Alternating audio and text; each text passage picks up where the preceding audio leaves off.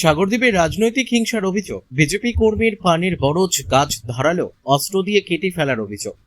দক্ষিণ 24 পরগনার গঙ্গাসাগর সাগর থানার অন্তর্গত মরিগঙ্গা 2 নম্বর গ্রাম পঞ্চায়েতের মন্দিরতলা গ্রামে 31 নম্বর বুথে রাজনৈতিক প্রতিহিংসার জেরে এক বিজেপি কর্মীর পানের বরজ নষ্ট করার অভিযোগ উঠল। ঘটনার জেরে এলাকায় ব্যাপক চাঞ্চল্য ছড়িয়েছে। অভিযোগের আঙুল উঠেছে স্থানীয় তৃণমূল কংগ্রেস কর্মী ও নেতাদের দিকে। ভুক্তভোগী বিজেপি কর্মী গণেশ দাসের অভিযোগ, রাতের অন্ধকারে দুষ্কৃতীরা ধারালো অস্ত্র নিয়ে তার পানের বরজে প্রবেশ করে। সেখানে থাকা প্রচুর পানের গাছ তারা নির্বিচারে কেটে ফেলে। এর ফলে চাষের ব্যাপক ক্ষতি হয়েছে বলে দাবি করেছেন তিনি। গণেশবাবুর অভিযোগ, এটি প্রথম নয়, এর আগেও তাকে একাধিকবার শাসক দলের পক্ষ থেকে হুমকি দেওয়া হয়েছিল। এমনকি নির্বাচনের ঠিক আগে তার আরেকটি পানের বরজে ইচ্ছাকৃতভাবে আগুন লাগিয়ে দেওয়া হয়েছিল বলেও তিনি জানিয়েছেন। ক্রমাগত এই ধরনের আক্রমণের ফলে তিনি এবং তার পরিবার আতঙ্কের মধ্যে দিন কাটাচ্ছেন। ঘটনার পর সাগর থানায় অভিযোগ জানিয়েছেন গণেশ দাস। তিনি প্রশাসনের কাছে দ্রুত তদন্ত করে দোষীদের চিহ্নিত করার এবং দৃষ্টান্তমূলক শাস্তির দাবি জানিয়েছেন।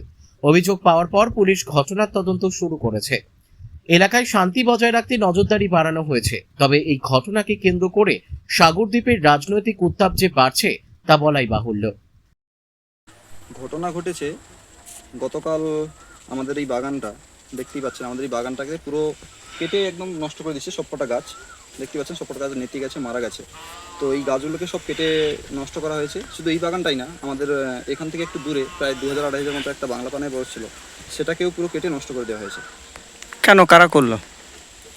কারা করলো এটা একমাত্র রাজনৈতিক প্রতিহিংসা ছাড়া আর কিছুই নয়। কারণ ভোটের কিছুদিন আগের থেকেই আমি বিজেপি করি, তো সেই হিসেবেই টিএমসির কিছু ব্যক্তিগত বা কিছু নেতা বা নেত্রী, আমাদের এই পাড়ায় নাম উল্লেখ করছি না, তো তারা আমাকে থ্রেট দিয়েছিল যে দেখে নেব বা বিভিন্ন রকমভাবে হুমকি দিয়েছিল, আমাদের ভয় দেখাচ্ছিল। এবং ভোটের আগের দিন রাত্রে আমাদের সেই দূরের বাগানটাতে পুড়িয়ে নষ্ট করার চেষ্টা করে, কিন্তু সেখানে খুব একটা সাফল্য লাভ করতে পারেনি। কিছুটাই কয়েকটা পান গাছ মারা গিয়েছিল, কয়েক লাইন পান গাছ নষ্ট হয়ে গেছিলো, তো সেটা পারেনি। এখন বর্তমানে আমাদের সরকার গঠন হয়েছে, এখন কিছু করতে পারছে না, তাই সেই প্রতিহিংসার জেরে এখন এই গাছগুলো সব কেটে দিয়ে গেছে। এখান তো এই বাগানটা পুরো নষ্ট হয়েছে, এবং দূরে যে বাগানটায় আগুন লাগিয়ে দিয়েছিল সেটারও সবকটা গাছ একদম গোড়ার থেকে নির্মূল করে দিয়েছে। প্রশাসনকে জানানো হয়েছে? প্রশাসনকে কালকেরই আমরা জানিয়েছি। প্রশাসন এখনও অবধি এই বিষয়টা নিয়ে তত্ত্বাবধান করছে কিনা জানি না, কিন্তু আমাদের এখানে বা এই স্পটে এসে এখনও অবধি কোনো রিপোর্ট বা কিছুই করেনি, বা স্পটে আসেইনি এখনও অবধি। কি চাইছেন? আমরা চাইছি অপরাধীর দ্রুত শাস্তি হোক, যে বা যারা এটা করেছে তার দ্রুত শাস্তির কামনা করি, বেশ এটাই, আর কিছু না। আপনার নাম? সঞ্জয় দাস।